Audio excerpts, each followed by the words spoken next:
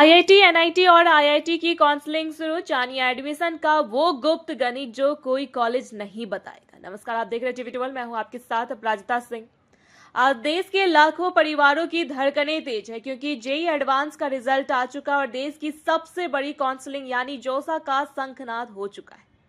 अगर आपकी भी रैंक पीछे आई है तो डरिए मत और दिल थाम कर बैठिए, क्योंकि आज हम आपको एडमिशन का वो महागणित बताने जा रहे हैं जो आपके बच्चे का भविष्य पूरी तरह बदल कर रख देगा।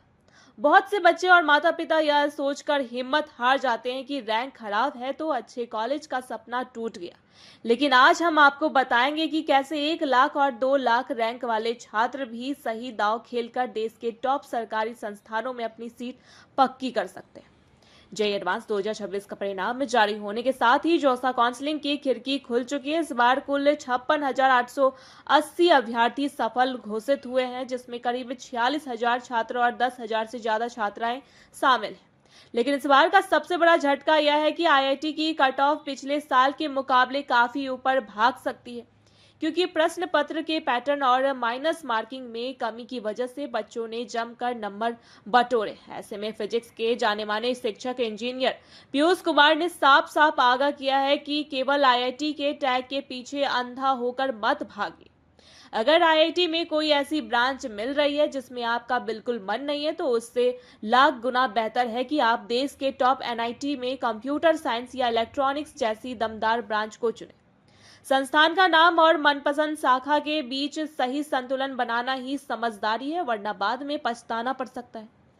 आईआईटी के आंकड़ों की बात करें तो सामान्य वर्ग के छात्रों को 18,000 ऑल इंडिया रैंक तक भी सीटें मिली हैं, जबकि ईडब्ल्यूएस में 4,000 और ओबीसी में 6,000 कैटेगरी रैंक तक दाखिला संभव हो पाया है।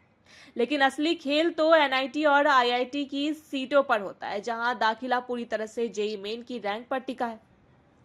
विशेषज्ञों का कहना है कि बिहार के छात्रों के लिए एनआईटी पटना में 50% सीटें स्टेट कोटा के तहत सुरक्षित है, जहां पिछले साल ऑल इंडिया रैंक 49,000 तक के स्थानीय बच्चों को मौका मिला था। पीयूष कुमार की सबसे बड़ी और धमाकेदार सलाह यह है कि जिन बच्चों की रैंक 1 लाख या 2 लाख तक भी आई है वे काउंसलिंग से बिल्कुल बाहर न हो। राज्यों के एनआईटी और कई बेहतरीन सरकारी संस्थानों में आखिरी राउंड तक सीटें खाली रह जाती, जहां धैर्य रखने वालों छात्रों को अप्रत्याशित रूप से शानदार मौका मिल जाता है। काउंसलिंग में बाजी जीतने का सबसे बड़ा मंत्र है चॉइस फीलिंग, यानी कॉलेजों की प्राथमिकताओं को सही तरीके से भरना। छात्रों को कम से कम 100 से ज्यादा विकल्प भरने चाहिए, जिसमें 30% आपके सपनों के ड्रीम कॉलेज होने चाहिए, 30% व्यवहारिक विकल्प जहां आपकी रैंक के हिसाब से सीट मिलने की पूरी उम्मीद हो, और बाकी 40% बिल्कुल सुरक्षित कॉलेज होने चाहिए, ताकि किसी भी हाल में साल बर्बाद ना हो। ध्यान रहे कि 13 जून को पहले फाइनल सीट अलॉटमेंट का रिजल्ट आ जाएगा। अगर आपको मनपसंद सीट मिलती है तो 35,000 रुपए की सीट एक्सेप्टेंस फीस देकर उसे फ्रीज करें, अन्यथा प्लॉट या स्लाइड का विकल्प चुनकर अगले राउंड के लिए आगे बढ़े। इस समय संयम और सही रणनीति ही आपकी सबसे बड़ी ताकत है, इसलिए हर राउंड पर पैनी नजर बनाए रखें और अपने सपनों को सच करने के लिए इस महा काउंसलिंग में पूरे हौसले के साथ उतरे। ऐसी तमाम अपडेट्स के लिए देखते रहे टीवी 12। धन्यवाद।